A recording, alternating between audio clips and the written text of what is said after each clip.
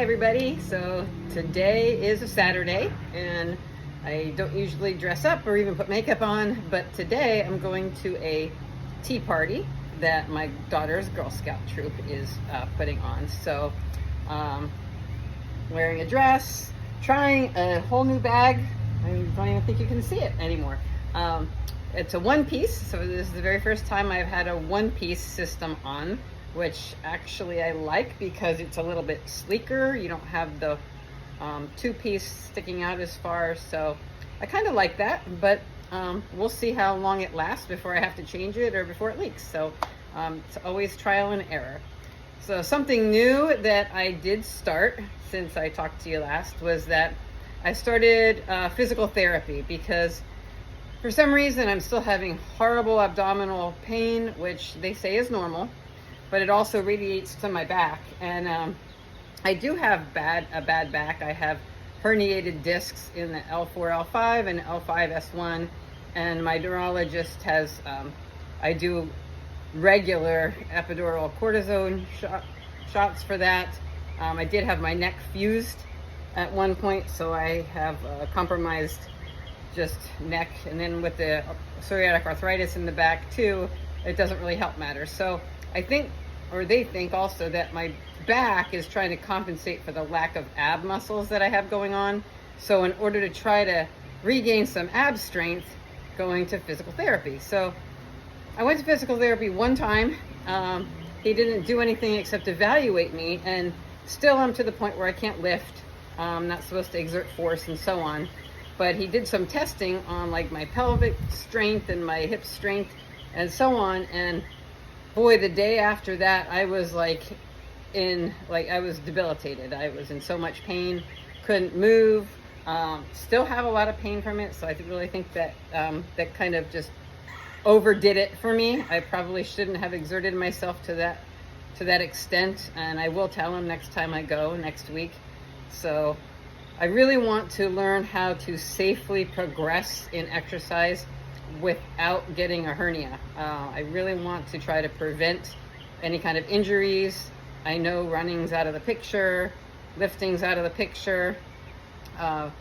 Whether or not I can ever resume any type of lifting, I would like to, but to me, the most important thing is doing it safely at a progression that won't cause any further injury, because I really like how I feel. I feel better overall, except for, the trials and tribulations of the post-surgery thing, but better than I felt for years. So I want to maintain that. I don't want to have to go back in the hospital. I don't want to have any kind of hernias, blockages, any type of problems that have to be redone in a hospital or have any problems with that. So the other thing I've done is I've reached out online to people and ended up meeting online a person who is an ostomate. That means he has an ostomy himself.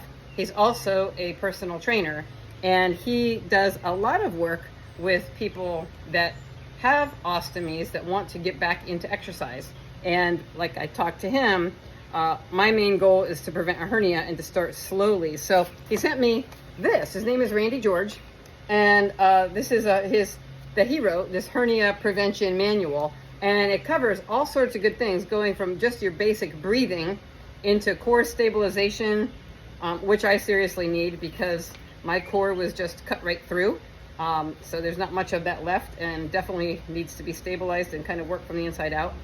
Then he follows it up with muscle activation and stretching. So another thing with not just surgery, but with getting older, is that you become less flexible. And I have the flexibility of an iron rod. So every little bit that I can do to try to help myself is going to be just a bonus. I'm trying to stretch at night when I'm watching TV. I might during a commercial kind of get on the floor and do some of these stretches or some of these core stabilization exercises. I know that coupled with physical therapy and trying to work on some, interior abdominal strengthening will be helpful. And I think that will also help the back, because my back's compensating for the lack of ab muscles right now. So just trying to get back into it, trying to stay healthy, doing what I can, but still working, watching my granddaughter, and I think feeling pretty good overall. The days are still long, so the heating pads are definitely my best friend at night. So usually after a day at work or just doing anything where I'm on my feet or sitting or just doing anything during the day, moving, I hurt a lot.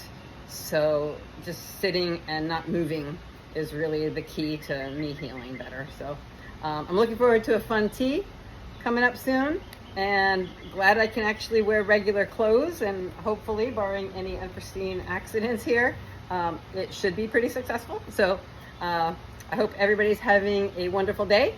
Stay optimistic.